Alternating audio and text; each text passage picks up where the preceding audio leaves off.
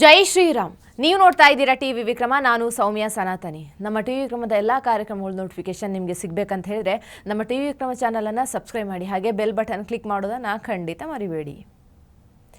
ಪಾಕಿಸ್ತಾನಕ್ಕೆ ಭಯ ಜೋರಾಗಿದೆ. ಈ ಕಡೆಯಿಂದ ಮೋದಿ ನೋಡಿದರೆ ಆಪರೇಷನ್ ಸಿಂಧೂರ್ ಇನ್ನೂ ಮುಗ್ದಿಲ್ಲ ಅಂತಾರೆ. ಗಡಿ ಭಾಗದಲ್ಲಿ ಮಾಕ್ ಡ್ರಿಲ್ ಫಿಕ್ಸ್ ಮಾಡಿದ್ದಾರೆ. ಇನ್ನೊಂದು ಕಡೆ ಮೀಟಿಂಗ್ ಮೇಲೆ ಮೀಟಿಂಗ್ ನಡೀತಾ ಇದೆ. ಏನೋ ದೊಡ್ಡದಾಗಿ ನಡೆಯೋದಂತೂ ಗ್ಯಾರಂಟಿ. ಸೊ ಪಾಕಿಸ್ತಾನ ಈಗ ಇಡೀ ಪ್ರಪಂಚ ಸುತ್ತೋದಕ್ಕೆ ಶುರು ಮಾಡಿಕೊಂಡಿದೆ. ಯಾರು ತಮ್ಮ ಪರ ಇದ್ದಾರೆ ಅಂತ ಹುಡುಕ್ತಾ ಇದ್ದಾರೆ. ಪಾಕ್ ಪ್ರಧಾನಿ ಹಾಗೂ ಫೀಲ್ಡ್ ಮಾರ್ಷಲ್ ಟರ್ಕಿ ಇರಾನ್ಗೆ ಹೋಗಿ ಸೆಲ್ಯೂಟ್ ಹೊಡಿತಾ ಇದ್ದಾರೆ. ಇದರ ನಡುವೆ ಇರಾನ್ನಲ್ಲಿ 3 ಭಾರತೀಯರು ನಿಗೂಢವಾಗಿ ನಾಪತ್ತೆಯಾಗಿದ್ದಾರೆ. ಎಲ್ಲೋದ್ರೂ ಆ 3 ಏನಾದರೂ ಎಲ್ಲವನ್ನು ಕೂಡ ಡೀಟೇಲ್ ಆಗಿ ಮಾತಾಡೋಣ. ಭಾರತದಿಂದ ಆಡಳಿತ ಹಾಗೂ ವಿರೋಧ ಪಕ್ಷದ ನಾಯಕರು ವಿದೇಶಿ ಪ್ರವಾಸದಲ್ಲಿದ್ದಾರೆ.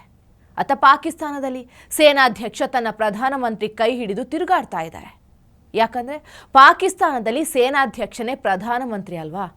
ನೀವು ಪಾಕಿಸ್ತಾನದ ಪ್ರಧಾನಮಂತ್ರಿಯ ವಿದೇಶದ ಪ್ರವಾಸದ ಸೆಲೆಕ್ಷನ್ ನೋಡಿ, ಎಲ್ಲೆಲ್ಲಿ ಹೋಗ್ತಿದ್ದಾರಾ ಅಂತ. ಇವರು ಇದುವರೆಗೆ 3 ದೇಶದ ಪ್ರವಾಸವನ್ನು ಮಾಡಿದ್ದಾರೆ. ಅದರಲ್ಲಿ ಟರ್ಕಿ, ಅಜರ್ಬೈಜಾನ್ ಹಾಗೂ ಇರಾನ್ ಆಗಿದೆ. ಈ 3 ದೇಶದಲ್ಲಿ ಟರ್ಕಿ ಹಾಗೂ ಅಜರ್ಬೈಜಾನ್ ಪಾಕಿಸ್ತಾನಕ್ಕೆ ಫುಲ್ ಸಪೋರ್ಟ್ ಮಾಡಿದ್ದಾರೆ. ಇದಕ್ಕೂ ಮೊದಲು ಆಸಿಮ್ ಮುನೀರ್ ಚೈನಾಗೆ ಹೋಗಿದ್ರು. ಚೈನಾ ಕೂಡ ಪಾಕಿಸ್ತಾನಕ್ಕೆ ಫುಲ್ ಸಪೋರ್ಟ್ ಮಾಡಿತ್ತು. ಒಟ್ಟಾರೆ ಯಾವ ದೇಶ ಪಾಕಿಸ್ತಾನಕ್ಕೆ ಪಕ್ಕಾ ಸಪೋರ್ಟ್ ಮಾಡುತ್ತೆ ಅಂತ ಗೊತ್ತಿರೋ ದೇಶಕ್ಕೆ ಮಾತ್ರ ಪ್ರವಾಸ ಮಾಡಲಾಗಿದೆ. ಈಗ ಇರುವ ಸಂಬಂಧ ಇನ್ನೂ ಸ್ಟ್ರಾಂಗ್ ಮಾಡೋದಕ್ಕೆ ಈ ಪ್ರವಾಸ ಮಾಡಲಾಗ್ತಾ ಇದೆ.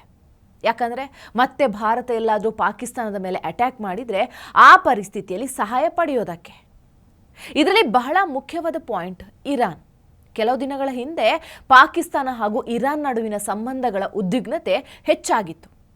ಇರಾನ್ ಭಯೋತ್ಪಾದಕರನ್ನು ಹುಡುಕ್ತಾ ಪಾಕಿಸ್ತಾನದ ಬಲೂಚಿಸ್ತಾನದ ಪ್ರಾಂತ್ಯದ ಮೇಲೆ ಬಾಂಬ್ ದಾಳಿ ಮಾಡಿತ್ತು. ಆ ಏರ್ ಸ್ಟ್ರೈಕ್ ನಂತರ ಪಾಕಿಸ್ತಾನ ಮೌನವಾಗಿತ್ತು. ಈಗ ಬಂದಿರೋ ಸುದ್ದಿ ಏನಂದರೆ, ಇರಾನ್ನಿಂದ ಭಾರತದ 3 ನಾಗರಿಕರು ನಾಪತ್ತೆಯಾಗಿದ್ದಾರೆ. ಇದರ ಬಗ್ಗೆ ಭಾರತ ಸರ್ಕಾರ ಇರಾನ್ನೊಂದಿಗೆ ಸಂಪರ್ಕ ಮಾಡಿದೆ. ಈಗ ಭಯ ಏನಂದರೆ, ಇವರ ಪರಿಸ್ಥಿತಿ ಕೂಡ ಕುಲಭೂಷಣ್ ಜಾಧವ್ ರೀತಿ ಆಗತ್ತಾ? ಹಾಗೆ ಆಗದಿದ್ದರೆ ಸಾಕು. ಕುಲಭೂಷಣ್ ಜಾಧವ್ ಕೇಸ್ನಲ್ಲಿ ಕೂಡ ಅವರನ್ನು ಇರಾನ್ನಿಂದ ಅಪಹರಿಸಲಾಗಿತ್ತು. ನಂತರ ಇರಾನ್ನಿಂದ ಅವರನ್ನು ಪಾಕಿಸ್ತಾನಕ್ಕೆ ತರಲಾಗಿತ್ತು. ನಂತರ ಪಾಕಿಸ್ತಾನ ಇವರು ರಾದ ಗೂಢಾಚಾರಿ ಅಂತ ಹೇಳ್ಕೊಳ್ತಾರೆ. ನಾವು ಬಹಳ ಸಾಹಸದಿಂದ ಹಿಡಿದಿದ್ದೀವಿ ಅಂತ ಡಂಗೂರ ಬಾರಿಸಿತ್ತು. ಈಗ ಈ 3 ಜನ ಭಾರತೀಯ ನಾಗರಿಕರ ಪರಿಸ್ಥಿತಿ ಕೂಡ ಇದೇ ರೀತಿ ಆಗದಿದ್ದರೆ ಸಾಕು ಅಷ್ಟೆ. ಯಾಕಂದರೆ ಇದೇ ಸಮಯದಲ್ಲಿ ಆಸಿಮ್ ಮುನೀರ್ ಇರಾನ್ ಪ್ರವಾಸದಲ್ಲಿದ್ದಾರೆ. ಮುಸ್ಲಿಂ ದೇಶಗಳ ಬೆಂಬಲ ಪಡೆಯೋಕೆ ಪಾಕಿಸ್ತಾನ ಹೋರಾಡ್ತಾ ಇದೆ. ಈಗ ಪಾಕಿಸ್ತಾನದ ಪ್ಲಾನ್ ಏನಂದರೆ, ಮೊದಲನೆಯದಾಗಿ ಭಾರತ ಹಾಗೂ ಇರಾನ್ ಸಂಬಂಧ ಹದಗೆಡಿಸುವುದು, ನಂತರ ಹೇಗಾದರೂ ಮಾಡಿ ಇರಾನನ್ನು ಪಾಕಿಸ್ತಾನದ ಬೆಂಬಲಕ್ಕೆ ಕರ್ಕೊಳ್ಳೋದು, ನಂತರ ಅಫ್ಘಾನಿಸ್ತಾನ ಹಾಗೂ ಇರಾನನ್ನು ಪಾಕಿಸ್ತಾನದ ವಿರುದ್ಧ ತಟಸ್ಥವಾಗಿಸೋದು. ಇದರ ಮಾಸ್ಟರ್ ಪ್ಲಾನ್ ಆಗಿದೆ. ಎಲ್ಲಾದರೂ ಭಾರತ, ಇರಾನ್ ಹಾಗೂ ಅಫ್ಘಾನಿಸ್ತಾನ ಒಂದಾದರೆ ಆಮೇಲೆ ಪಾಕಿಸ್ತಾನದ ಕತೆ ಮುಗಿಯುತ್ತೆ. ಹಾಗಾಗಿ ಈಗ ಆಸಿಮ್ ಮುನೀರ್ ಹಾಗೂ ಶಹಬಾಜ್ ಶರೀಫ್ ಚೈನಾಗೆ ಪ್ರವಾಸ ಹೋದಾಗ ಅಫ್ಘಾನಿಸ್ತಾನದ ವಿದೇಶ ಮಂತ್ರಿಯನ್ನು ಕರೆಸಲಾಗಿತ್ತು. ನಂತರ ಅಫ್ಘಾನಿಸ್ತಾನದ ವಿದೇಶಾಂಗ ಮಂತ್ರಿ ಹಾಗೂ ಪಾಕಿಸ್ತಾನದ ವಿದೇಶಾಂಗ ಮಂತ್ರಿಯನ್ನು ಕೂರಿಸಿ ಚೈನಾ ಅಫ್ಘಾನಿಸ್ತಾನಕ್ಕೆ CPECಯ ಆಫರ್ ನೀಡಲಾಯಿತು. ಇದರ ಪ್ರತಿಯಾಗಿ ನೀವು ಪಾಕಿಸ್ತಾನದ ವಿರುದ್ಧ ಹೇಳಿಕೆ ಹಾಗೂ ಯಾವುದೇ ಕ್ರಮವನ್ನು ತೆಗೆದುಕೊಳ್ಬೇಡಿ ಅಂತ ಮಾತುಕತೆ ಮಾಡಿಸಲಾಗಿದೆ. ಈಗ ಅಫ್ಘಾನಿಸ್ತಾನ ಆದಮೇಲೆ ಇರಾನ್ನ ಸರದಿಯಾಗಿದೆ. ಹಾಗಾಗಿ ಈಗ ಇರಾನ್ನಲ್ಲಿ ಮಾತುಕತೆ ನಡೀತಾ ಇದೆ. ಪಾಕಿಸ್ತಾನ ಯಾವ ಮಟ್ಟಿಗೆ ಇರಾನ್ಗೆ ಸಪೋರ್ಟ್ ಮಾಡ್ತಿದೆ ಅಂದರೆ, ಶಹಬಾಜ್ ಶರೀಫ್ ಇರಾನ್ನಲ್ಲಿ ನಾವು ನಿಮ್ಮ ನ್ಯೂಕ್ಲಿಯರ್ ಪ್ರೋಗ್ರಾಮ್ಗೆ ಬಲವಾದ ಬೆಂಬಲ ನೀಡ್ತಾ ಇದ್ದೀವಿ ಅಂತ ಹೇಳಿದೆ. ಆದರೆ ಅಮೆರಿಕ ಹಾಗೂ ವೆಸ್ಟರ್ನ್ ದೇಶಗಳಿಗೆ ಇರಾನ್ನ ನ್ಯೂಕ್ಲಿಯರ್ ಪ್ರೋಗ್ರಾಮ್ ಮೇಲೆ ಆಕ್ಷೇಪಣೆ ಇದೆ. ಆದರೆ ಪಾಕಿಸ್ತಾನ ಇರಾನ್ನಲ್ಲಿ ನಮ್ಮ ಕಡೆಯಿಂದ ಫುಲ್ ಸಪೋರ್ಟ್ ಇದೆ ಅಂತ ಹೇಳಿದೆ. ಇದರ ಅರ್ಥ ಪಾಕಿಸ್ತಾನ ಅಮೆರಿಕ ಹಾಕಿದ ಲೈನ್ ದಾಟ್ತಾ ಇದೆ. ಒಟ್ಟಾರೆ ಮುಸ್ಲಿಂ ಉಮ್ಮಾದ ನೆಪದಿಂದ ಇರಾನ್ ಹಾಗೂ ಅಫ್ಘಾನಿಸ್ತಾನವನ್ನು ಭಾರತದಿಂದ ದೂರ ಮಾಡುವುದು, ಹಾಗೆ ಪಾಕಿಸ್ತಾನದೊಂದಿಗೆ ಒಳ್ಳೆಯ ಸಂಬಂಧ ಬೆಳೆಸುವ ಪ್ರಯತ್ನ. ನಂತರ ಪಾಕಿಸ್ತಾನ ಇರಾನ್ ಹಾಗೂ ಅಫ್ಘಾನಿಸ್ತಾನದಿಂದ ಭಾರತೀಯ ಜನರನ್ನು ಕಿಡ್ನಾಪ್ ಮಾಡಿ ನಂತರ ನಾವು ಭಾರತದ ಗೂಢಾಚಾರಿಯನ್ನು ಹಿಡಿದಿದ್ದೀವಿ ಅಂತ ಹೇಳಿ ಇದರ ಬದಲಾಗಿ ಭಾರತದೊಂದಿಗೆ ಚೌಕಾಸಿ ಮಾಡಬಹುದು. ಉದಾಹರಣೆಗೆ ಇಂಡಸ್ ವಾಟರ್ ಟ್ರೀಟಿ ಮತ್ತೆ ಚಾಲ್ತಿ ಮಾಡಿ ಅಂತ ಈ ರೀತಿಯ ಮಾಡುವ ಸಾಧ್ಯತೆ ಇದೆ. ಪಾಕಿಸ್ತಾನಿ ಆರ್ಮಿ ಜನರಲ್ ಒಬ್ಬ ಕ್ರಿಮಿನಲ್ ಮಾಫಿಯಾ ಇದ್ದ ಹಾಗೆ. ಇವನು ಏನು ಮಾಡೋದಕ್ಕೂ ಹೇಸೋದಿಲ್ಲ. ಈ ಎಲ್ಲ ದೇಶಕ್ಕಿಂತ ಟರ್ಕಿ ಸ್ವಲ್ಪ ಡಿಫರೆನ್ಸ್. ಯಾಕಂದರೆ ಟರ್ಕಿ ನ್ಯಾಟೋ ಸದಸ್ಯ.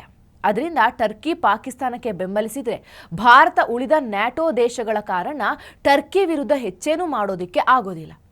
ನಂತರ ಅಜರ್ಬೈಜಾನ್ನೊಂದಿಗೆ ಸಮಸ್ಯೆ ಏನಂದ್ರೆ, ಅಜರ್ಬೈಜಾನ್ ಹಾಗೂ ಅಲ್ಜೀರಿಯಾ ಪರಸ್ಪರ ಶತ್ರುಗಳು. ಇತ್ತೀಚೆಗೆ ಯುದ್ಧ ಕೂಡ ನಡೆದಿತ್ತು. ಈ ಯುದ್ಧವನ್ನ ಕ್ರಿಶ್ಚಿಯನ್ ವರ್ಸಸ್ ಮುಸ್ಲಿಂ ಅಂತ ಟರ್ಕಿ ತೋರಿಸಿತ್ತು.